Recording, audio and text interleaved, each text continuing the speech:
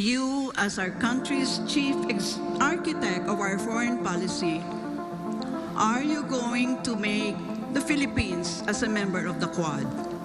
Why and why not?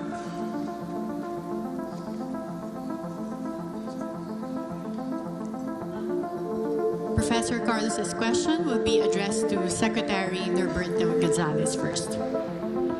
Well, we will always be part of arrangements like that. And yes, it's important.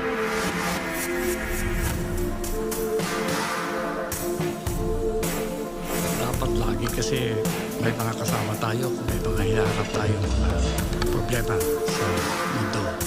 Kaya kailangan kung may mga arrangements na ganyan, dapat pinapasok natin.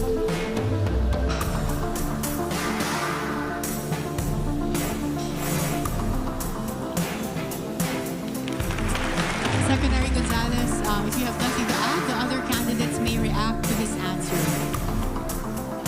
I think Secretary Ernie Abella. The Philippines needs to retain an independent foreign policy, and in which case it needs to be able to dance between the two great powers. As we can maintain relationships with them, but not to join. However, because we need to be able to maintain that specific independent stance. We can relate with either one, the other one, but at the same time, we need to retain our independence and be able to sustain our own sovereignty. Thank you.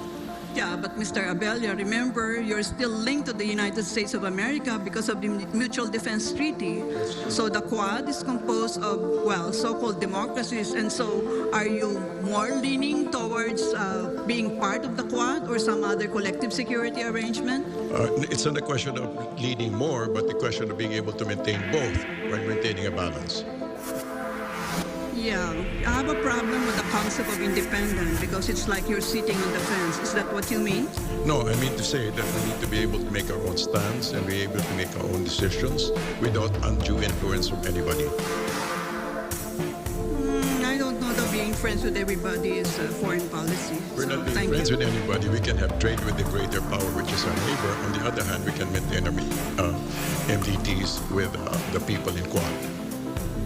Yeah, well, the reason why, and this is for all the candidates, I asked this question is that right now I'm sure the big powers are trying to carve their own spheres of influence.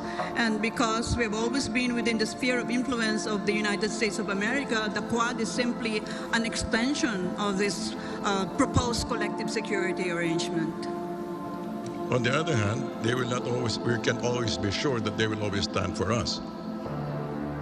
Well, of course, nobody can answer that question, even if we ask Biden today, you know. Thank you. Thank you.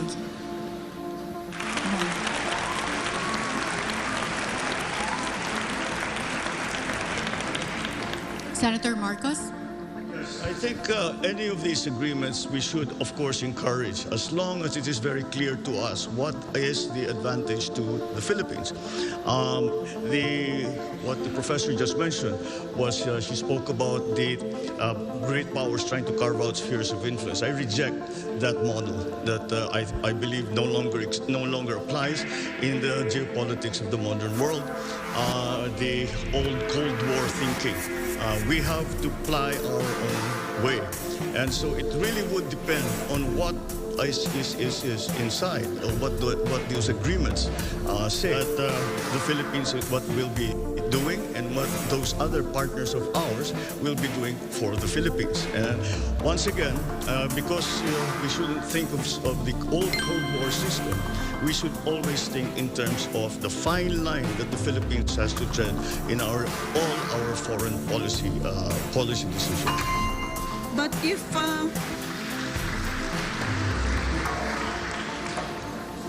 Mr. Marcos, if you reject the concept of spheres of influence, does that mean you're going to scuttle the Mutual Defense Treaty when you become President of the Republic?